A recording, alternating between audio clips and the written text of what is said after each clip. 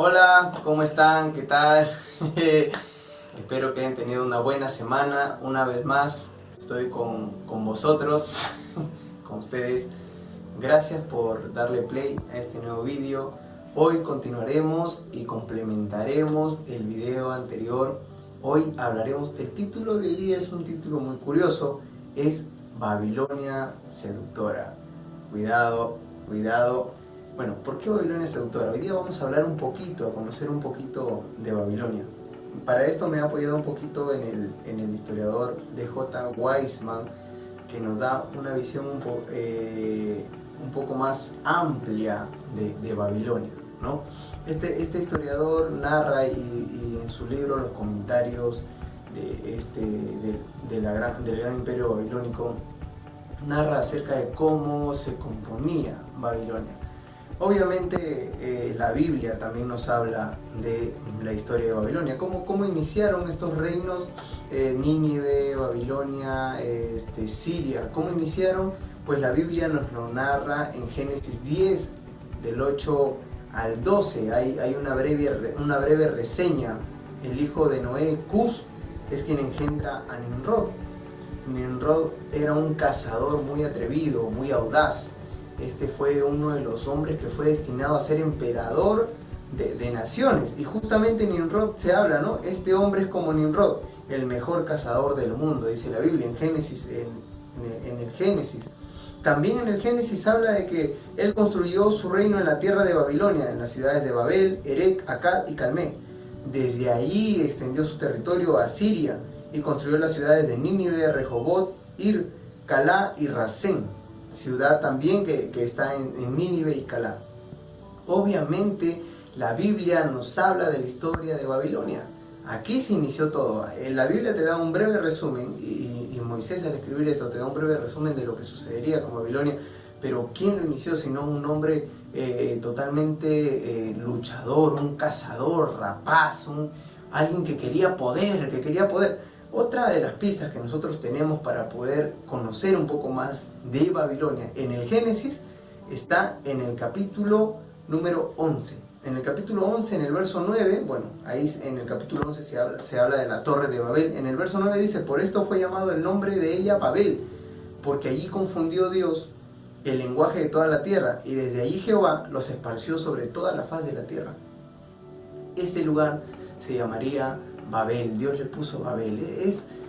La torre de Babel es una historia única, ¿no? Porque se dice que todos tenían la misma lengua y empezaron a construir un palacio muy grande, un palacio sumamente bello, importante, imponente. Al construir este palacio, todos querían llegar a través de ello a un solo gobierno,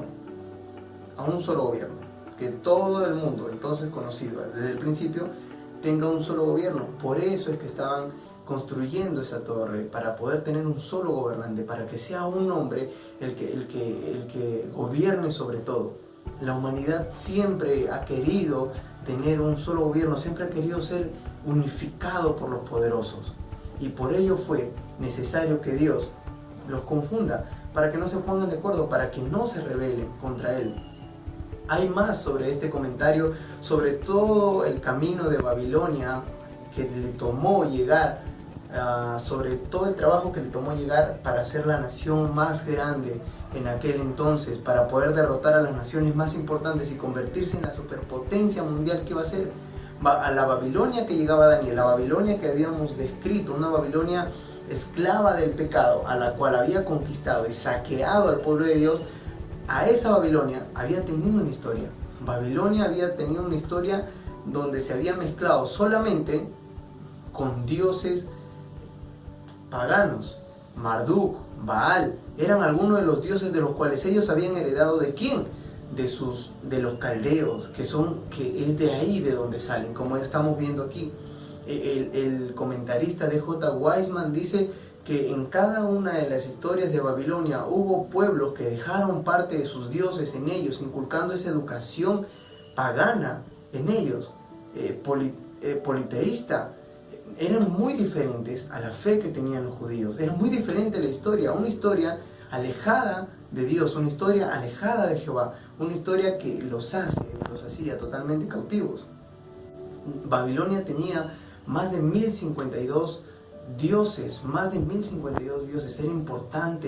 es importante conocer la cantidad de dioses que tenía Babilonia. Y todos esos dioses, como Marduk, como Baal, exigían pagos totalmente decadentes. Esos dioses creados por hombres, solamente para satisfacer los propios deseos del hombre. Babilonia totalmente corrompida, con dioses creados por hombres. ¿Por qué los hombres creaban estos dioses? La gran pregunta, ¿no? ¿Por qué los hombres crean dioses? Porque solamente quieren tener un respaldo a sus bajas pasiones, a sus bajos instintos. Es por ello que los hombres en Babilonia creaban esta clase de dioses. En Isaías 14:22 dice: porque yo me levantaré contra ellos, dice Jehová de los ejércitos, y raeré de Babilonia el nombre, el remanente, hijo y nieto, dice Dios. Tenía una gran molestia contra Babilonia, Dios, por todo lo que tenían. Miren lo que dice en Jeremías 51:11: limpiad las saetas, envasad los escudos, ha despertado Jehová el espíritu de los reyes de Media, porque contra Babilonia es su pensamiento para destruirla, porque venganza es de Jehová y venganza es de su templo. Dios, al ver todo lo que había hecho Babilonia con su pueblo, al ver todo lo que había hecho Nabucodonosor con su pueblo, ahora iba a tomar en sus manos todo este pecado, todo este pueblo pecador y absurdo, lo iba a tomar en sus manos y lo iba a corregir. Dios iba a corregir la historia. Si quieren saber un poco más de la historia de Babilonia, he ampliado todo este conocimiento en algunas 6 páginas en el link que yo les voy a dejar hoy, acerca de toda la historia de Babilonia, la historia bíblica y la historia complementada también con grandes comentaristas y teólogos de estos tiempos.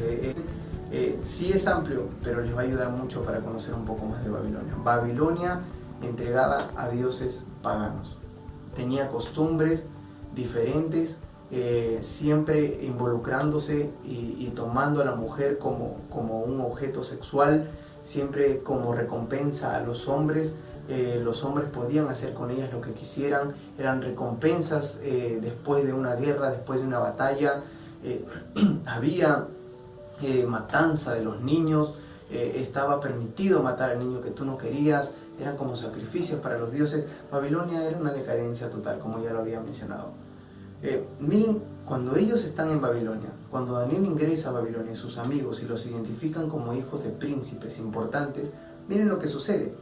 Dice en Daniel capítulo 1, del 5 al 6, el rey les asignó raciones diarias de la comida, del vino que se servía en la mesa real. Su separación había de durar 3 años. 3 años iban a estar en una academia de los jóvenes más sabios y más importantes para enseñarles todas las costumbres de Babilonia. Entre estos jóvenes se encontraban Daniel, Ananías, Misael, Azarías, que eran de los hijos de Judá. Y todavía se les cambiaron el nombre. Se les cambió el nombre a Belsasar, Ananías, Sadrach, a Misael, Mesac y a Azarías, Abednego. Cada uno de ellos tuvo un nombre diferente, porque el rey no solamente estaba cambiando su identidad de judíos, sino también quería inculcarles sus costumbres, quería que ellos coman la comida de la mesa real. Ojo, Babilonia no les estaba dando una comida de perros ni de cerdos. Babilonia les estaba dando la mejor comida posible, la comida que se servía en la mesa real. No les estaba ofreciendo lo peor que había en el reino, no los estaba maltratando, no los estaba tratando como esclavos. Sigilosamente los iban a poner al servicio de un rey pagano, dándoles y ofreciéndoles lo mejor. Probablemente también les iban a ofrecer riquezas, un estatus, los iban a tentar con ello. ¿Sabes? A veces el pecado es así con nosotros. A veces el pecado viene de una forma muy bonita y se hace tan cómodo. Tienes tanto dinero, tienes todo, que ya no respetas absolutamente nada a Dios, porque no lo necesitas según tú.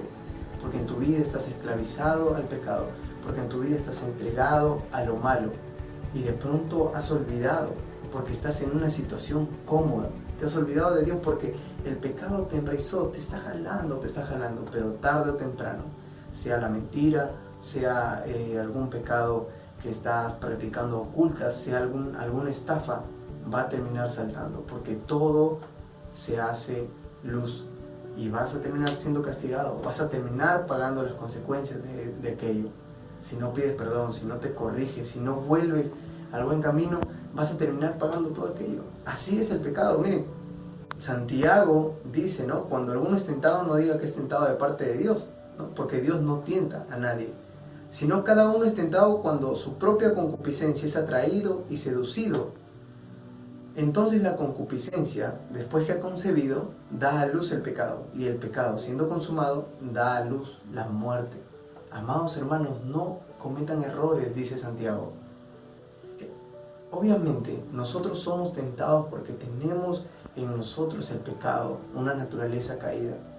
Somos seducidos por nuestras propias pasiones, somos seducidos por nuestras propias inquietudes, por las que nacen desde dentro, nuestros deseos. Ahí empieza la tentación, no es que Dios nos la presenta. Y el enemigo aprovecha esa debilidad de nuestra carne para presentarnos, para seducirnos con lo mejor. Cuando te presenta un pecado, tú dices, ok, voy a ir tras ese pecado, voy a seguir ese pecado, pero Satanás está poniendo en tus espaldas cadenas pesadas de las cuales no vas a poder arrancar. Eso es lo que estaba sucediendo. Satanás le estaba quitando, Babilonia, Nabucodonosor le estaba quitando la identidad a estos jóvenes, les estaba tratando de inculcar a Babilonia, un reino pagano, y es así como Satanás hace con nosotros, nos quita nuestra identidad. Se aprovecha de una desgracia, de un mal pasaje de nuestra vida, de un desafortunado evento que nos hizo daño. Y de pronto empieza a castigarnos, porque tal vez nuestra infancia la vivimos sin un padre, sin una madre, porque perdimos a alguien, porque fuimos lastimados, porque de pronto alguien rompió nuestro corazón, y Satanás aprovecha eso para hacernos daño, para lastimarnos, para robarnos y para esclavizarnos. Y empieza a involucrarnos, nos quita la identidad y nos empieza a involucrar con un mundo que no nos pertenece. Porque como habíamos dicho en el video anterior, tú eres un hijo de Dios, has sido creado para ser un hijo de Dios. En la Biblia dice, porque de tal manera amó Dios el mundo, que dio a su único hijo para que todo aquel que en él crea no se pierda, sino que tenga la vida eterna, la comunión eterna con Dios. Por eso envió Dios para restaurar nuestra relación con Él. El pueblo de Dios, como habíamos dicho, los judíos tenían una relación con Jehová, y nosotros estamos llamados también a tener esa relación con Dios. Por eso es que Cristo, el Hijo de Dios, el Dios hecho hombre, vino por nosotros para que sea un camino. En 1 de Pedro 4:3 dice, basta ya el tiempo para haber hecho todo lo que agrada a los gentiles, andando en lascivias, concupiscencias, embriagueces, orgías, disipación y abominables idolatrías. Pedro, uno de los hombres que andó con Jesús, en su carta nos escribe esto: basta ya de todos esos pecados de los cuales solamente nos hacen daño a nosotros. Basta ya de seguir mirando hacia una dirección que no es correcta. Basta ya de seguir entregando tu cuerpo a cosas que al final te van a hacer daño. Tarde o temprano nosotros nos tenemos que corregir. La buena noticia ahora es que hay una manera de salir de todo esto. Claro que sí. En el video anterior seguramente había sido un poco duro todo lo que habíamos aprendido acerca de la realidad que empezaban a vivir estos jóvenes, todo el mundo cautivo en el que vivimos. Hoy también lo estamos reforzando con Babilonia, pero hay una salida. En la Biblia, y quiero tomar un versículo que ya había hablado, dice, ¿no? Jesús dice, todo aquel que hace pecado, esclavo es el pecado. Y el esclavo no queda en la casa para siempre, sino que el Hijo queda para siempre. Así que si el Hijo os libertare, seréis verdaderamente libres. No hay nadie que pueda sanar el corazón herido, no hay nadie que pueda restaurar tu familia, no hay nadie que pueda romper las cadenas que tienes en tu corazón, que tienes en tu alma, sino solamente Jesús. Porque Él no solamente te quita y te libera, no solo te quita esas cadenas y te libera de la esclavitud de Satanás y de este mundo, sino que te hace libre, te hace hijo. No solo te hace su esclavo, te hace un hijo, te devuelve el valor, te devuelve la identidad de hijo de Dios. Esa identidad que Satanás te ha estado quitando, Jesús te la devuelve. Él te hace realmente libre. Puedes ser libre de la manipulación de Satanás, de las mentiras de Satanás. No es necesario que le creas, no es necesario que lo sigas. ¿Sabes por qué? Porque Jesús murió por ti en una cruz. Porque Dios lo entregó de tal manera, porque te ama de tal manera que Él murió por ti. Por lo cual estoy seguro que ni la muerte ni la vida, ni ángeles, ni principados, ni potestades, ni lo presente, ni lo porvenir, ni lo alto, ni lo profundo, ni ninguna otra cosa creada nos podrá separar del amor de Dios que es en Cristo Jesús, Señor nuestro. Dice Romanos 8, del 38 al 39. No importa en la situación en la que estés. Si estás en oscuridad, estás en el lugar correcto porque Cristo es luz y Él ha venido a alumbrarte. Si estás en mucha luz, también cegado por ella, Cristo puede ser tu sombra. Si estás cansado de la vida, si estás cansado de tratar de luchar, solamente te han lastimado hombres o mujeres, Él puede venir y sanar, porque por sus llagas fuimos sanados y rescatados. Tienes una oportunidad de liberarte de la esclavitud del pecado y es Jesús, porque no hay lugar tan profundo en el cual Dios no te vaya a amar y no te vaya a escuchar. Quiero que sepas en esta tarde que por muchos problemas, que por muchas cosas en las cuales Satanás te tenga ahí controlado, Jesús es mucho más poderoso. Si la mentira hizo tanto daño en ti, imagínate cuánta restauración traerá la verdad. Porque las ruinas aún Jesús las hace gloriosas. Y te dice, hijo, ven, aquí estoy yo. Él es un Padre amoroso. Así que no permitas que Satanás te diga que estás derrotado. Porque si ganas a Cristo, ya lo has ganado todo. Pero yo espero que si tú tienes la decisión de recibir a Cristo en tu corazón, lo puedes hacer ahí y orar personalmente. No quiero que repitas una oración porque no voy a manipular de ninguna manera lo que vas a decir. Lo que sí es que tú debes tomar una decisión por ti solo. Lo que te recomiendo es acércate a tus hermanos cristianos, comunícate con alguien de la iglesia. A continuación en los comentarios, después de este vídeo, voy a dejar un número, los cuales tú puedes comunicarte para algunos estudios bíblicos, para poder aprender más de Jesús. Que Dios te bendiga y gracias.